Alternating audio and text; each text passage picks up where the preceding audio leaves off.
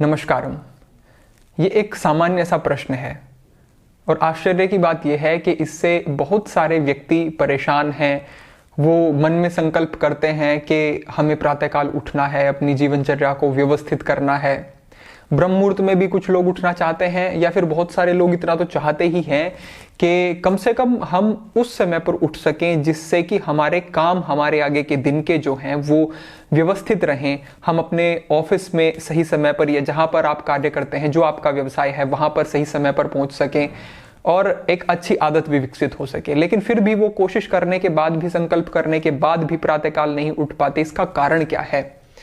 हालांकि एक छोटी सी बात है, क्योंकि अगर जीवन में आप कुछ करना चाहते हैं, जीवन में आगे बढ़ना चाहते हैं, तो आपको अपने अंदर बहुत सारे विशाल गुणों को विकसित करना पड़ता है, तब जाकर के आपकी योग्यता का विकास होता है। लेकिन अगर हम प्राथमिक स्तर पर बात करें कि एक छोटा सा संकल्प भी हम निभा नहीं सकते, निर्वहन नहीं कर सकते, तो फिर हम अपने जीवन में परिवर्तन कैसे करेंगे? क्योंकि जितने भी परिवर्तन हमारे जीवन में होते हैं वो सारे निर्णयों, संकल्पों, विचारों के आधार पर ही होते हैं। चाहे आप जीवन में कितना भी बड़ा विशाल कार्य कर रहे हैं, लेकिन उसकी शुरुआत एक विचार से ही होती है। एक विचार जो आपने बनाया अपने मन में कि मुझे सुबह उठना है, लेकिन जैसे ही सुबह होती है, सुबह का अलार्म बजता है, तो आपको वो बड़ा चुभता है, बड़े बड़े परेशान हो जाते हैं इसे सुन के आप। या फिर कोई आपका परिवार का सदस्य भी आपको प्रातःकाल जगने के लिए कहता है, तब आप उठना नहीं चाहते। तो इसका कारण सीधा सा यह है कि हमारे जीवन में, हमारे विचारों में और हमारे शरीर में तीनों स्तर पर ही जो है वो तमस प्रभावी हो रही है, या फिर आप कह सकते हैं कि जड़ता आ रही है, या फिर आप इस तरह से समझें कि वात पित्त कफ के आधार पर कहूं तो कफ बढ़ रहा है। उस समय पर आपके मन पर भी, दिमाग पर भी उनका विचारों का प्रभाव पड़ता है। आलस्य और प्रमाद, यहां पर दो शब्द समझने योग्य हैं। आलस्य क्या है? आलस्य है कि आपका मन कहता है कि इस काम को करो, लेकिन आपका शरीर कहता है कि नहीं, मैं इस काम को नहीं करना चाहता। और अगर इसके विपरीत हम कहें कि प्रमाद क्या है? जब आपका शरीर तो एक्टिव होता है, जब आप शरीर से तो सक्षम होते हैं, लेकिन मन ही उस कार्य की तरफ नहीं चलता, मन ही सही गलत का बोध होते हुए भी सही का चुनाव नहीं करना चाहता, तो वो प्रमाद है। इन दोनों ही स्थितियों को समझें, यानी कि मन प्रभावित हो रहा है प्रमाद से, शरीर भी प्रभावित हो रहा है कफ से। तो इन दोनों के कारण से मिले जुले जो एक संयोग बना, उससे आप छोटे से संकल्प में भी दृढ़ नहीं हो पाते। तो सुधार कहां करना होगा? इन दोनों ही स्तर पर सुधार करना होगा। आपको मैं एक विधि भी बताऊंगा जिससे कि आपको सुबह उठते ही अगर आप उसे करेंगे तो उससे भी आपको लाभ होगा। लेकिन इस चीज को भी समझें कि जो कारण है वो हमारे मस्तिष्क पर भी बहुत हद तक निर्भर करता है। तो क्या करना है? एक विधि आपको मैं छोटी सी बताता हूं, साथ ही साथ आपको मैं कुछ अन्य विषयों पर भी आपका ध्यान आकर्षित करता हूं। जैसे ही आप सुबह उठते हैं, तो उठते ही आपको सुबह उठते ही जैसे ही थोड़ी भी चेतना आई तो बैठ जाना है, और बैठ करके अपने हाथों को रब करना है।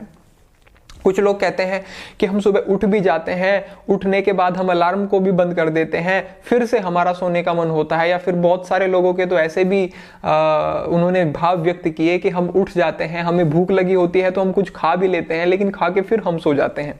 तो इतना कुछ करके भी वो क्यों सो रहे हैं? क्योंकि बहुत अधिक प्रभावित है उनका शरीर कफ से, उनके शरीर में आलस्य बहुत आ चुका है। तो उसके लिए क्या करना है कि जैसे ही सुबह आंख खुलती है तो उठते ही अपनी हथेलियों को जोर से रब करना शुरू कर देना है। इस तरह से घर्षण करना शुरू कर देना है, और यह घर्षण आपका तीव्र होना चाहिए, काफी तीव्र घर्षण होना चाहिए, और थोड़े समय तक करें, 30 सेकंड तक या फिर 1 मिनट तक इसको करते रहें। तो जैसे ही आपको एक ऊर्जा, एक ऊष्मा, गर्म एक आपको अनुभव होने लगे, तब आपको रुकना है और अपने चेहरे पर आपको इस तरह से हाथों को मलना है। इससे क्या होगा?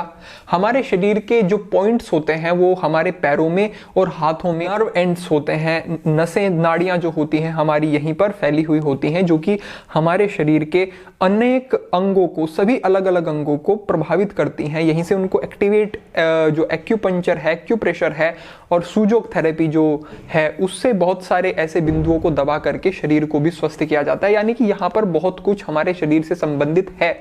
तो इनको जैसे ही आप रब करेंगे हाथों को, तो शरीर एक्टिवेट होना शुरू हो जाता है। ग्लैंड्स आपके जो उनका सिक्रेशन है वो अच्छे से होना शुरू हो जाता है। पिट्यूटरी ग्लैंड जो कि बहुत सारे ग्लैंड्स को नियंत्रित करता है, वो एक्टिवेट कहीं ना कहीं होना शुरू हो जाता है। ऐसा विधान किया गया है, बताया गया है। तो इतना अगर आप करते हैं तो आप एकदम से अगले ही दिन से अपने जो ये समस्या है आपकी, इससे निजात पाना आप शुरू कर देंगे। तो आपको करना मात्र इतना है कि हाथों को अच्छे से रब करना है, चेहरे पर लगाना है, 2 या 3 बार भी आप इसको कर सकते हैं।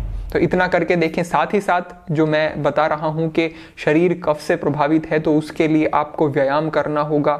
आपके शरीर में अगर अतिरिक्त भार है, वजन बढ़ा हुआ है, तो उसको भी आप कम करें। और साथ ही साथ अगर आपका भोजन जो है वो तमस प्रभावित है, तामसिक है, तो उसे छोड़ करके आप सात्विक आहार लेना शुरू कर दें। और मानसिक विचार जो हैं उनको आप थोड़ा सृजनात्मक क्रिएटिविटी लेकर के आए जीवन में। जो जीवन में कुछ लोग बस वही उन्होंने पकड़ लिया और उसे ही वो कर रहे हैं, उससे आगे ना बढ़ना चाहते हैं, ना उससे आगे का सोचते हैं, तो जीवन में से सृजनात्मकता का अंत होना शुरू हो जाता है, जिससे कि कुछ नवीनता जीवन में नहीं रहती, उत्साह नहीं रहता। तो जीवन में उत्साह बना रहे, उसके लिए कुछ नया, कुछ बेहतर निरंतर अपने लिए खोजते रहें और उस कार्य को करें जिसको आप पसंद करते हैं। ऐसा भी नहीं है कि आप व्यावसायिक दृष्टि से ही क्रिएटिव हों, आप अपना जो कार्य कर रहे हैं उसको करते रहें, साथ ही साथ कुछ ऐसा शौक बनाएं। कुछ लोगों को बागबानी का शौक होता है, कुछ लोगों को पेंटिंग का शौक होता है, कुछ सिंगिंग में बहुत अच्छे होते हैं, कुछ नृत्य इत्यादि की कलाओं में पारंगत होते हैं। तो उनमें से किसी भी एक कला का चुनाव करें और उसको जीवन में धारण करें, वहां से भी काफी ऊर्जा आपको मिलेगी। बात यही है कि जीवन को उत्साह के साथ जिए, जीवन को कभी निरस ना होने दें, क्योंकि ये बहुत बहुमूल्य जीवन है, इसको हमें आनंद से व्यतीत करना है। ऐसा संकल्प मन में करें और इन छोटी बिंदुओं की तरफ अगर आप ध्यान देंगे तो ये एक छोटी सी जो बात है कि सुबह नहीं उठ पाते, इसका समाधान निश्चित रूप से हो जाएगा। तो बस ये छोटा सा संदेश और छोटा सा मार्गदर्शन आपके लिए आज था। भविष्य में अन्य विषयों पर चर्चा होगी। इसी प्रकार साथ में जुड़े रहने के लिए सभी को साधुवाद, सभी के मंगल की कामना करता हूँ। ओम नमः शिवाय।